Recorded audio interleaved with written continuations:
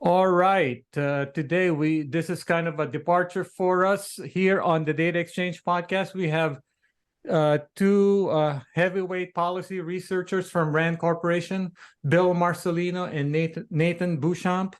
And I invited them here because they have a new report out on the rise of generative AI and the coming era of social media manipulation, which I will link to in the episode notes. So guys, welcome to the Data Exchange podcast. Thank you. Good to be here. Thank you for having us. And okay, so let's start with kind of very brief rapid fire questions just to give our listeners a bit of a background. So on the report itself, so two questions. So I guess Bill, you can try to answer the first. Who was the target audience? The target audience for this is mostly DoD, but also the wider U.S. government. But lastly, though, there's probably going to be a public-private partnership to solve these problems. So we think that industry has a role to play as well. Over. And so Nathan, so for our listeners who are mostly in kind of the AI data space, mixture of practitioners, investors, builders, startup people, give them a feel for what goes into a report like this. Like what's the standard methodology? Like what are the data sources? Do you interview people? So give us a description of how you put together a report like this. That's a great question. So RAND does a variety of different research and mixed methods approach. Sometimes we do more qualitative research, sometimes we do more quantitative research. For this specific report, we leaned more on the qualitative side. So we focused on two core questions, and so that was two different research approaches. The first core question of the report was, what does generative AI mean potentially for social media manipulation? So for that, Bill led that part of it. He has a technical background and expertise on AI and generative AI topics. So I can let him speak to that in a second. Generally, his own familiarity, literature review, and a couple other aspects. And then for the second question, which was, how might the Chinese government, leverage generative AI for malign purposes? I led that part of the research, and we used original Chinese language source research into writings from Chinese governments, Chinese military sources, and additional literature review of English language reporting on China's use already. So Bill, as people read this report, obviously the second part is focused on China and Taiwan. But so is the thinking here that as people read this report, they should keep in mind nation-state actors rather than cyber criminal gangs? So our focus was definitely on the sort of political and security implications, not on cybercrime, cyber vulnerabilities. Although I wouldn't say it's only government bad actors, right? Like one of our points in the report is that generative AI, especially the growing ecosystem of like small footprint, lightweight, open source models, all the new software that's coming out, that you host models, basically the bar has been lowered. If you want to do bad things with generative AI, you don't need to have a ton of horsepower. And so we think the entry point for like a propaganda is gone down below to this to maybe like, bad actor levels, maybe even individuals. Over.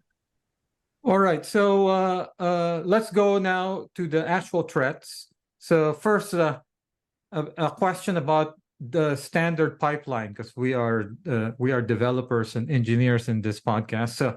So is the pipeline the following, Bill? So first I identify who I want to attack. Then I create an asset. And then I deploy that asset, and the deployment of the asset could be direct. So if it's impersonation, I just directly deploy the asset, or social engineering. Or if it's social media, then I need some sort of information propagation strategy. So identify target, create asset, deploy. Is that kind of the basic pipeline? A little bit, although it's a little more complicated in that there's probably multiple assets, probably multiple data products. So there's probably collecting data on your target audience, right? Like I want to get lots of talk from social media for the kinds of people I want to imitate or impersonate, because I want my large language model that generates content to be able to speak idiomatically, to be relevant, sort of understand, linguistic and cultural context. I also need to collect and collect data for fine-tuning generation of images. I probably need multiple modules. So in the person we profiled, this data scientist or AI scientist, Li Bicheng, he described a pretty sophisticated, what I would call an ecology of models. So you have one supervisory model that controls everything and uses the emergent sort of problem solving and agentic capabilities of LLMs, a timing and synchronization module, content creation for text, content creation for images, an evaluation module. So yes, but like there's a lot of pieces going into it, and an end-to-end system would be pretty sophisticated. But if you look at the technology available right now, very doable, I think. Yeah. And so the specific attacks, you folks created a taxonomy. You've got things here like algorithmic gaming, advertising. I like this term, misinfographics, which I've never heard of. But you seem to focus in on astroturfing. Is that primarily because of who you talk to, or is it because you think this is a particularly important threat? So I'll say one thing here. So two things. One is there's this clear, explicit in Chinese language, like we want to do this. So you get the CCP and then PLA, or People's Liberation Army. By the way, Bill, maybe give a quick definition of astroturfing. Sorry. So astroturfing is giving this false sense of consensus, right? My neighbors all agree on an issue, and that's really important how human beings decide what is true or not, right? We often depend as a heuristic on the community opinion. So if I've got 10,000 people online who look like me, talk like me, seem like Americans, and they're all agreeing we should do X, we shouldn't do Y, that can be very persuasive and really move the needle. And so, one, you've got this clear intent from the Chinese Communist Party and from these PLA affiliated researchers to want to do this. They want to astroturf, although they call it public opinion struggle and guidance. And I think Nathan can talk more about that. And the second part is this technology seems tailor-made for it. If I can create LLMs that talk like whoever I want them to, and I can custom make images of fake people doing real things in real lives, that's custom made for this. Nathan? Sure. And we should also give credit where credit is due. The taxonomy we leveraged for the report was actually first developed by Harvard. We thought it was a nice breakdown for some of these things. And so what we did was, Bill in the report writes a very succinct, kind of high level, accessible introduction to generative AI as a technology. And then we use the Harvard taxonomy to map, compare, and analyze what generative AI might actually improve for these various tactics for social media manipulation. And when we walk through this taxonomy, what we identified as the biggest potential gain or shift is for astroturfing. Some of the other techniques might improve marginally. Some of them might actually not benefit too much from generative AI, but we really felt that fundamentally generative AI was best suited for astroturfing, and that it matched the interest we see in Chinese language writings. That's, again, really why we drew that out as the most important potential shift in the near term. So when you, two questions for you, Nathan. So first, so for China, how do you gather signals? So do you go on WeChat or Weibo, or is there a Chinese version of Telegram or Discord? And then secondly, I guess I assume that this also maps to other nation state actors. It's just that you happen to have expertise or data on China. Exactly. So I'll take those questions in reverse order. We focused on China for the report simply for time and space. We wanted a good representative case. We argue that if China can do it, others probably can too. Definitely Russia has a demonstrated interest in leveraging these things as well. Other nation state actors, and as Bill said, increasingly non-state actors and even average everyday people. So we really use China simply as a case study, but not the sole threat to be worried about. In terms of how we do our research, yes, absolutely. This is something we spend a lot of time thinking about and working on, of getting access to good Chinese primary sources. It's absolutely an art, not a science. Sometimes, Chinese social media can be useful for some research topics, but for this question, really what we're interested in is how does the Chinese government, Chinese party state apparatus think about these topics? And so for that, we were specifically interested, we looked at the Chinese military as the real focus here. And so we did our best to access, authoritative or the most authoritative possible sources from Chinese military. We're looking at researchers affiliated with the Chinese military and other writings available. These are all in the Chinese language. And, we feel pretty happy with what we were able to come up with and what we were able to access. Bill, to what extent is this, is what you described around astroturfing still theoretical? Or in the following sense, you think it's going to happen, but it hasn't quite happened yet? Okay, so there's definitely attempts to do astroturfing, and we definitely have we have good evidence of recent Chinese efforts to do this using generative AI with the creation of images, probably using stable diffusion models. So there's a Microsoft report out that came out very recently, and there's good evidence that there is a Chinese Communist Party sponsored effort to create a network of accounts and have them circulate the idea that the Maui wildfires were from directed energy weapons that the US military is developing and then used against our own people. That's a little different than this idea of an end-to-end automated system that works at scale like that. So that second part, and that hasn't happened yet, or at least we don't have evidence of it yet. And I personally would expect it right now. This stuff's pretty new, and actually engineering a really good system that works well will take time. So I think probably a lot of your listeners are familiar with something like retrieval augmented generation, RAG apparatus. So we just built, our first one. We built an Army doctrine one, right? So fine-tune an open source model. We used a Falcon 7 billion. How much juice can I get from a little model fine-tuned in a RAG apparatus? You have a small team, but that took a few months to build. It's not like we're going to build some giant, end-to-end system in 6 months, but another 6 months, another 12 months. I'm sure at the government level, you can build something robust that's been tested and works pretty well. After this podcast, I'll hook you up and you can do this in a week, Bill. Okay. So let's see. So Nathan, are you detecting? So Bill gave the example of the Maui wildfires. Is the approach of these nation state actors opportunistic, or do they have certain themes that they try to focus on? That's a great question. I think it's a mix of both, right?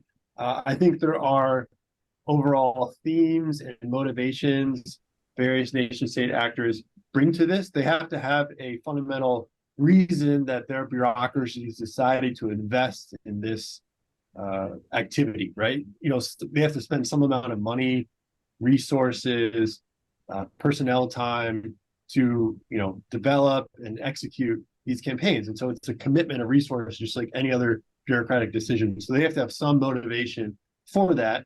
Part of our research is understanding the Chinese government's motivation for it, and other researchers have documented this as well. And then the question is, how do they balance their own internal motivations? For example, for the CCP, they might really focus on pushing narratives around Taiwan, which is a key priority messaging topic for them.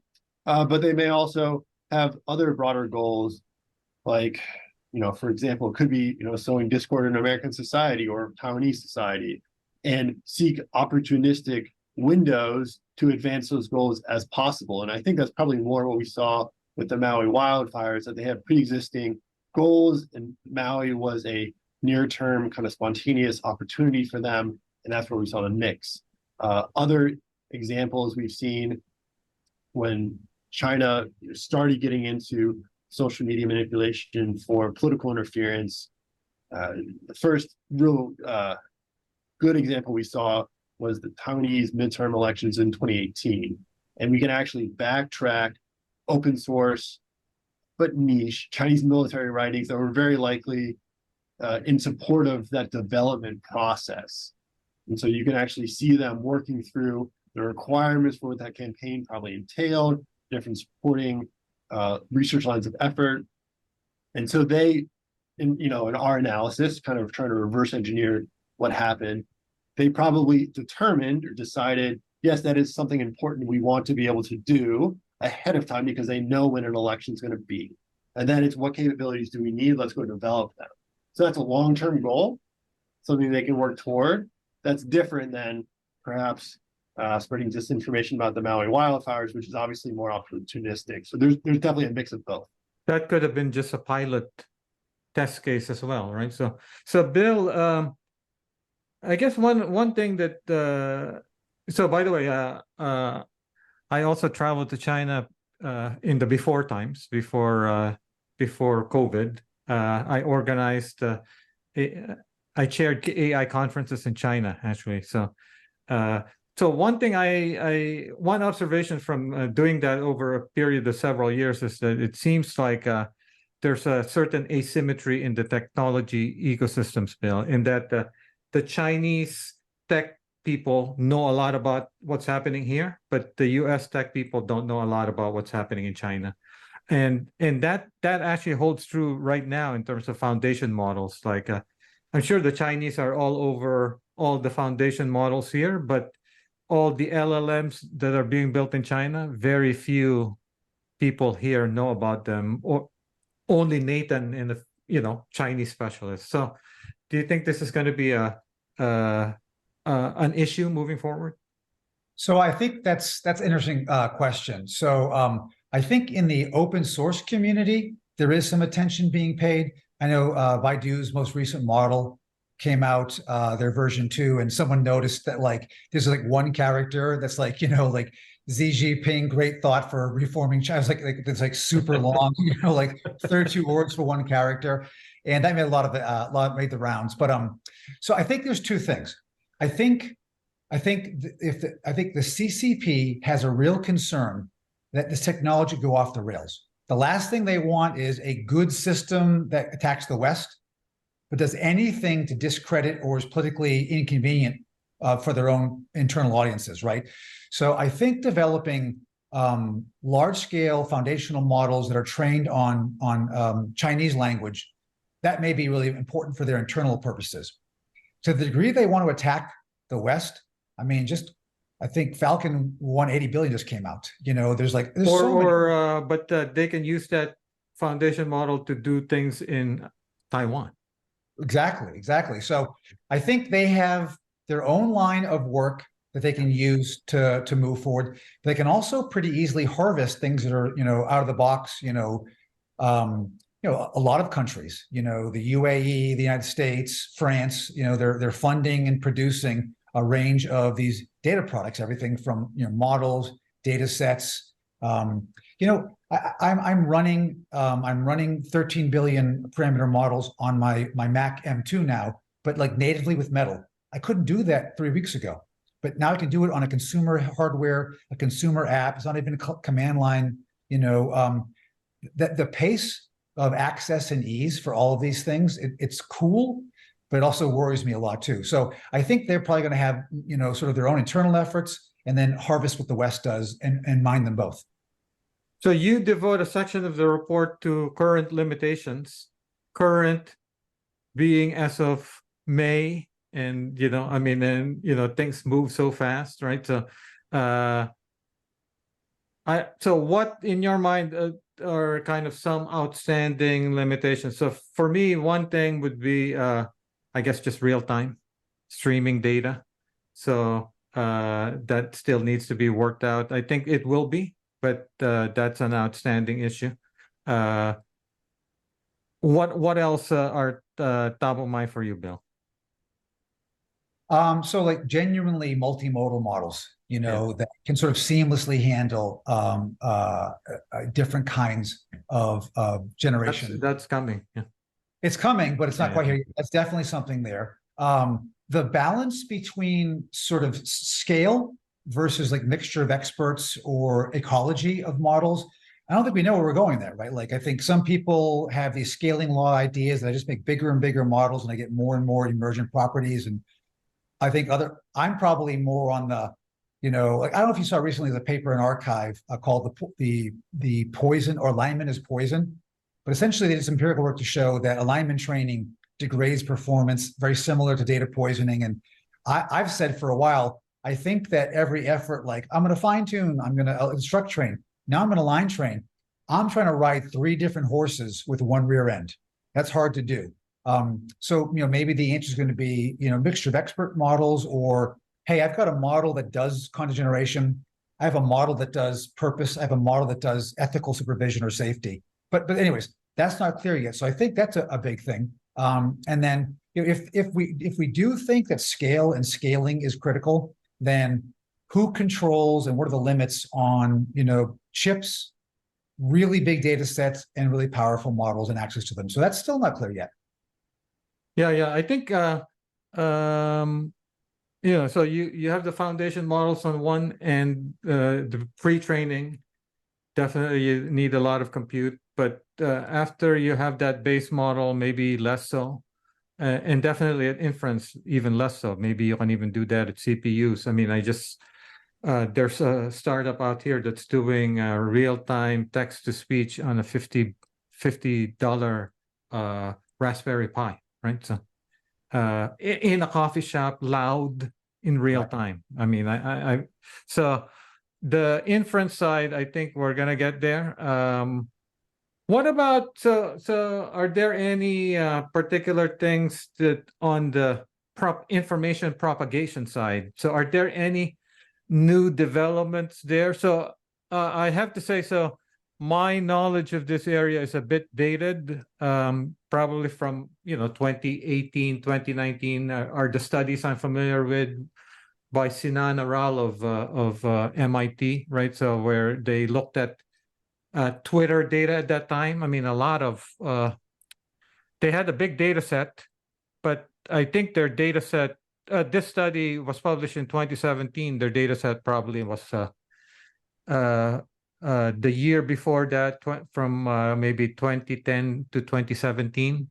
But they found basic things, right? Like false information spreads faster than the truth. Novelty attracts human attention. And then there's certain topics like news about politics that are spread faster. So have you guys been following kind of what's the state of the art knowledge as far as information on the information propagation side?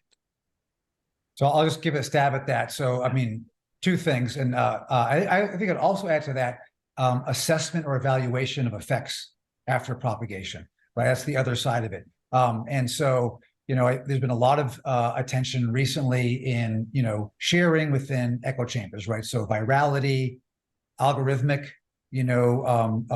funneling, and then like humans are groupish. We like to hear the things we like to hear, whatever the group says we want to believe in. So there are a lot of the drivers that make social media compelling and have the platforms.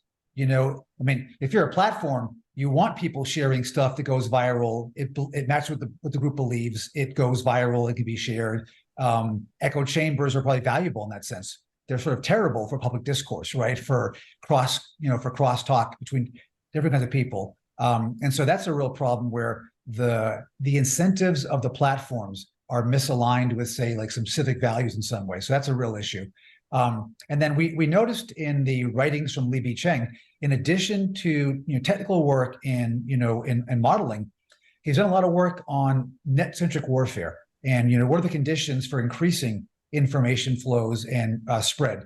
And then the other side of this is that we are really, really behind, and there's been very little progress made in actually measuring the effects. Like, do these things, okay, sure, I got eyeballs on something. Yes, this went viral. Does it actually change offline behaviors? Does it change attitudes or beliefs? Or And once the truth has been reestablished, right? So maybe there's a falsehood that spreads, and then a day later the baseline truth is reestablished. What's the long-term effect of that? sure, and also, like, do people just pick up things they want to believe, or do they actually get their attitudes and beliefs changed from this exposure to these things?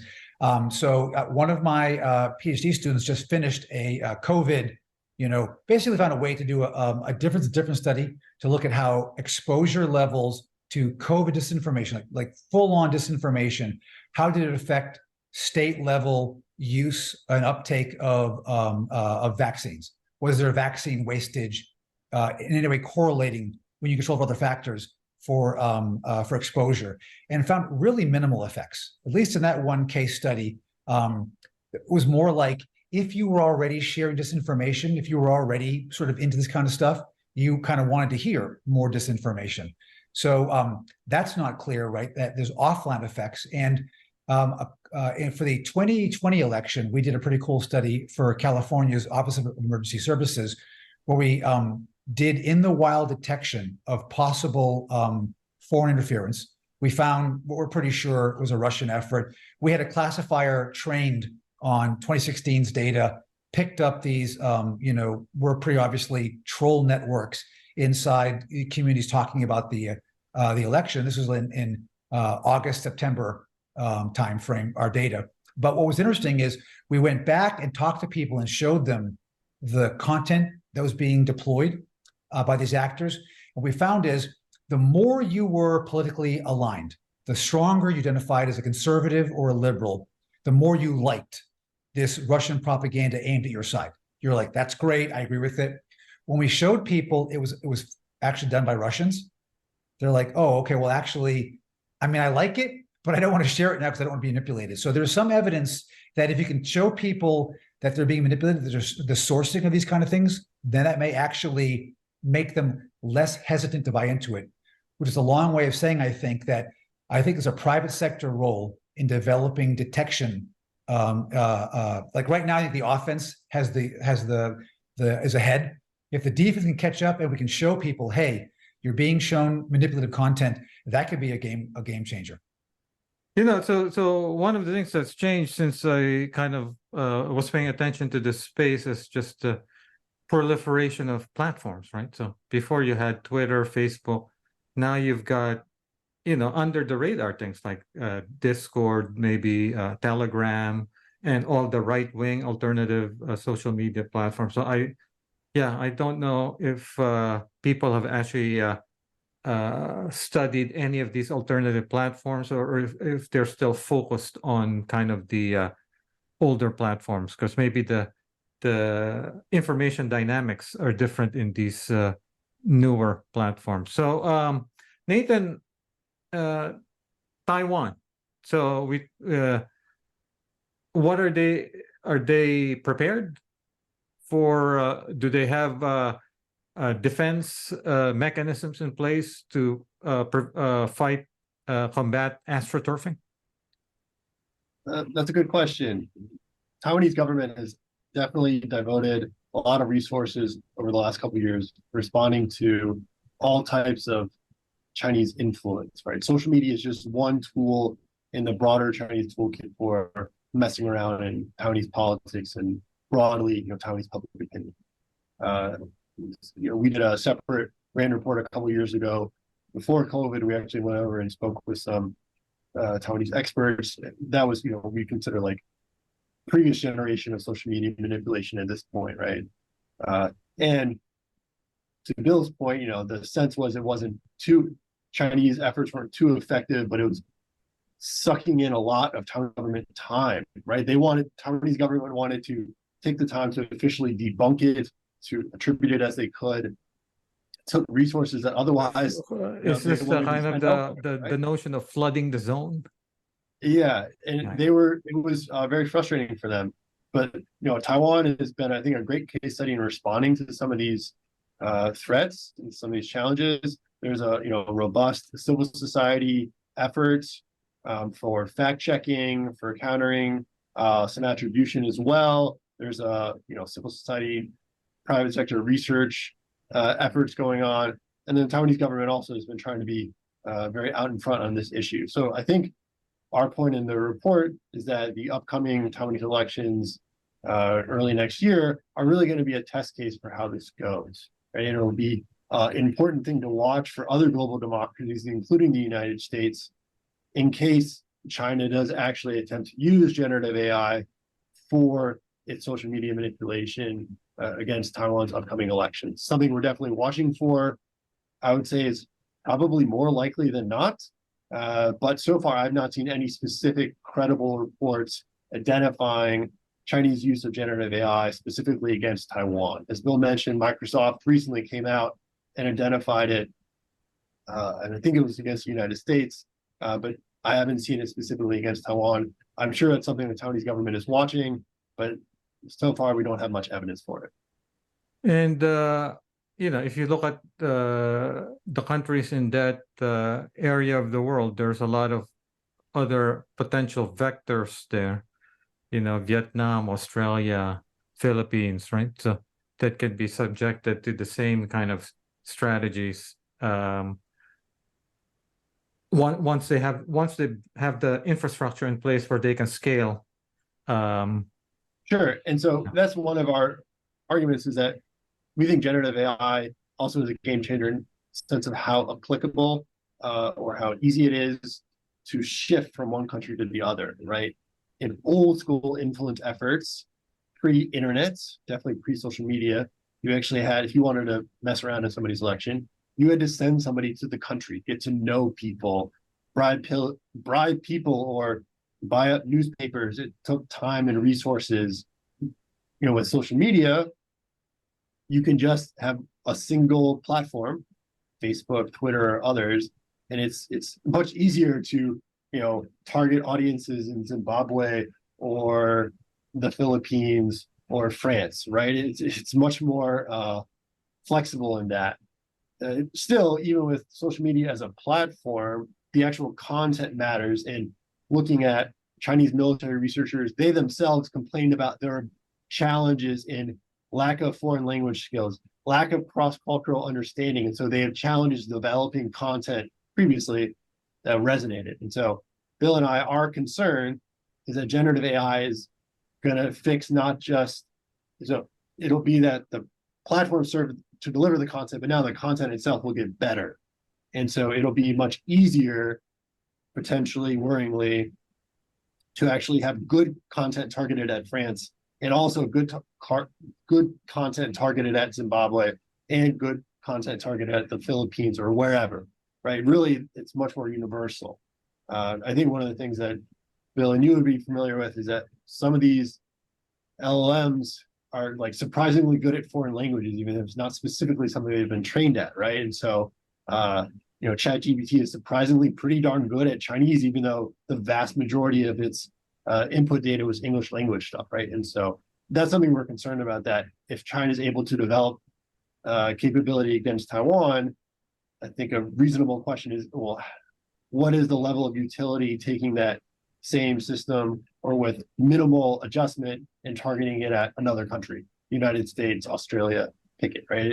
I think that's something we're worried about. And especially since the data sets are much more available in some of these more open countries, right, Bill? Right. Great question. Once there's infrastructure, in my mind, the content modules, the models become modular. I just swap them out.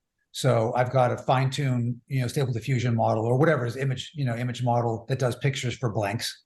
And and that's the thing too, is like the inductiveness of collecting data. So I go out for free society, I grab some data, I fine-tune my model, and now it has inferred so many things.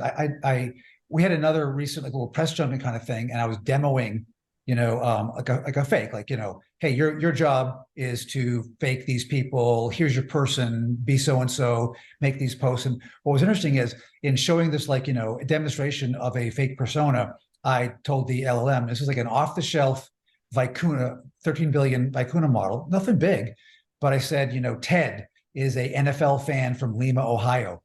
It made the inference that he should wear a Bengals jersey on game day.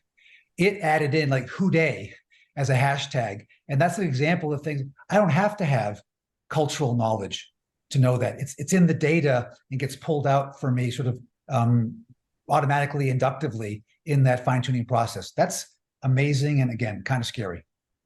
Yeah, and then now you have other, like you said, other modalities like speech, right? So you've got real-time speech synthesis and voice cloning. I mean, before, I think the state-of-the-art voice cloning required maybe 30 to 60 minutes.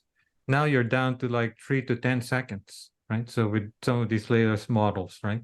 So yeah, and then you the real-time speech synthesis is actually real. I'm an advisor to a startup that does it, but it's still probably not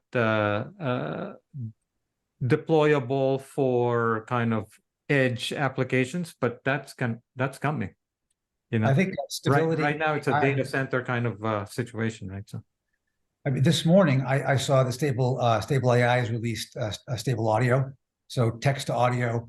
Playing it with this morning, and like, I mean, if I need for my synthetic video, if I need people talking in a restaurant, I just say people talking in a restaurant, and the generations, it's pretty amazing. And again, I don't know the requirements for this, but I wouldn't be surprised. The real-time speech synthesis is here. I can be talking to you in a completely different voice, right? In real time, you wouldn't know. But like I said, right now, it may not, that kind of technology may not be amenable yet for edge devices in real time, but that's going to come soon, I think. Yeah. So let's end on a hopeful note, which is what should be done. You folks have 3 sections: technical, policy, diplomatic. Let's go with policy first. So on the policy side, Nathan, what should be done?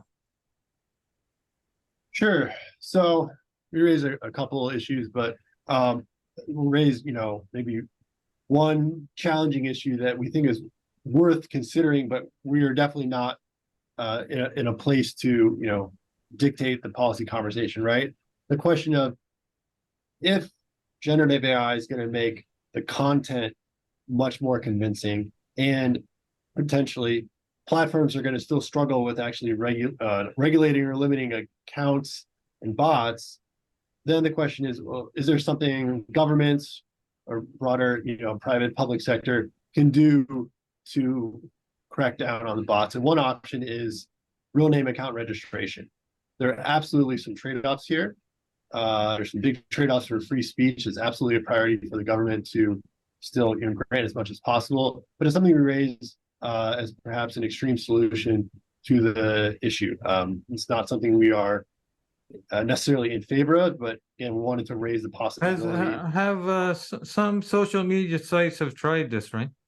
But then they never take off, right? It's absolutely a challenge. And there are some sort of really stark trade-offs. I mean, it's at some level it's attractive to go to a social media platform where everyone there is real, but then those platforms never achieve scale. Sure. Yeah. Absolutely. So, I don't know, Bill, do you have anything you wanted to add on the policy side of the house? Yeah, and I would say I acknowledge the fact that there's this sort of like scale issue if I can't have like a lot of bots on my platform, if I have to go ahead. But or not it doesn't even have to be bots, Bill. If you look at Reddit, right? So people just don't want to be they want to be anonymous, right? So yeah. But again, while acknowledging there are trade-offs here, if that is a requirement, it might also change the ad revenue paradigm. If I know I'm paying for real human eyeballs every time, and if every platform has to do it, again, I'm not saying we can't make policy. We're just saying it's something that should be on the table. It might actually still be feasible financially because there might be a different way of thinking about what an eyeball is worth. Right. So on the technical side, any recommendations from the report that you folks want to highlight? I mean, so we don't want to, again, we don't want to be pessimists and say you can't do anything about it. And at the top end, export controls on, high-end certain kind of chips, looking at like the access to like really large data sets, certain kinds of data sets, control or transparency over models, those should be on the table. And our president, Jason Matheny, has written about this, testified in front of Congress on this. So it should be considered, certainly. And then beyond that, I don't know what I don't know, but I know there's a lot of really, really smart people that are your listeners. And if they had incentives, if they were partnered, if they were engaged in it, I am confident. Well, like in The Martian, let's science the shit out of this. Like, I really trust the technology sector to be innovative and possibly come up with really good ways to detect these things at scale. Yeah, so the detection is tough, as you know, right? So this is like a classic computer security problem, right? So defense is harder than offense, right? So and then as far as fake media, I suppose you can put kind of watermarks in them, but then that assumes that every generator adheres to that policy, right? So yeah, At least, though, this is the thing. If it's open source, which we want, people can do whatever they want, right? So at the very least, maybe some sort of blockchain means like, hey, if this is an AP News or a Reuters picture, we actually know it is from AP News or from Reuters, and if it's not, maybe it's actually generated by something else. So, but yeah, you're absolutely right, though. The regulatory aspect hard if not everyone plays ball, and we don't think Russia or Iran or China will play ball. and then as far as export controls, I think some of them are already in place, right? So for high-end chips, for training models, certainly if you talk to anyone in China, they that's one of the first things they will lament is the lack of access to high-end hardware. But is that what's your sense, Bill, in terms of talking to experts? Is that something that will work over the long term, or is that a short term? I mean, we don't have a long-term policy on these sort of export controls. We have sort of some short-term measures, and I don't think there's consensus on this. And there's this real tension. I think a lot of experts really are focused on these, what I would call like large exquisites. They want to look at Anthropic and Claude 2, OpenAI and their models, and those are certainly important. Although, again, like, could you spoof your IP address and access them from somewhere in China? I think it's probably possible, right? So there's that question, and then other folks, and I'm probably more on the open source community. I spent a lot of time on Reddit, like Reddit Local Llama and language models. Those are places people are constantly sharing information. New things are coming out. There's always there's a new quantized version, smaller and smaller all the time for all of these models. So I don't know. I don't think there's consensus, and I don't think we're sure, how far scaling goes. So how much we devote to really, really big models, and how much does ubiquity matter? And thinking about what happens when everyone has, the ability to make multimodal content on consumer grade hardware. And I mean, like you said, edge devices. I can imagine not too far from the future where this stuff's just everywhere. What do you do then? And I don't have the answer to that. Yeah. I mean, all you have to do is look at what happened in speech and computer vision, right? So all the tricks that they did there, you would naturally think will be done in foundation models, right? So graph lowering, quantization, distillation, compression. I mean, that's why these things are on doorbells, right? So, and so these foundation models, I mean, you can already see that to some extent with some of these initiatives around like GGML and GGUF, right? So that you have this really small footprint C++ inference libraries for Llama. And I actually advise a company, Unify.ai, IV, which will allow you to optimize these models so that you can run them in smaller settings. Now, to the extent that AI is really a two-horse race, China and the US, Nathan. So do you follow at all what's happening in Europe? So Europe seems to be focused on regulation, right? So that's that Silicon Valley joke, right? So let's have a party. Americans will bring, Silicon Valley people will bring the software. Chinese will bring the hardware. Europeans will bring the regulations. So what's happening in Europe? Are you following? I haven't followed it closely myself. Most of our time is focused on China these days. Bill, I don't know if you've kept up with your Europe AI news. I think you're absolutely right, though, right? Like the focus there is on regulation. And I'm not saying they're wrong to think about regulation. That's worth attention. But you've also heard, French company after British company, or not British, but French companies, Italian companies, German companies, all saying, if you guys regulate us this much, we're going to be at a competitive disadvantage. So I think there's a real tension right now in Europe where business is saying, please don't rush ahead with this. But other people are saying, we have to regulate this now. And maybe in the US, it's the opposite. Technology is running ahead and we're talking about maybe regulating things, but we're, sort of the I guess, the mirror image of each other. Nathan, so as someone who follows China and Taiwan closely, what's your sense of how these export controls are being received over there? I think they've been received both as a technological challenge in the medium and long term, but also as a political signal or a Chinese perspective of U.S. intent. What about the Taiwanese? What do they feel like this is the right move? I think there's mixed opinion in Taiwan. I think some of them feel kind of caught between a rock and a hard place. Absolutely want to keep the market access and the economic benefits from a relationship with China, also recognizing other benefits in the market appeal of the United States. So there's been moves to build some Taiwanese chip fabs in the US, but there's also challenges there for cost, scale, and expertise and other things. So I think Taiwan, both geographically, geopolitically, and on the tech issues really is between both sides. I think it'll be interesting to see how it develops over the next couple of years. But I think Taiwan, Taiwanese enterprises have always found a way to make it work, right? They're extremely resilient. So I fully expect them to, be able to keep going through. And with that, thank you, Bill and Nathan. Thank you. It was awesome. Thank you. Thanks for having us.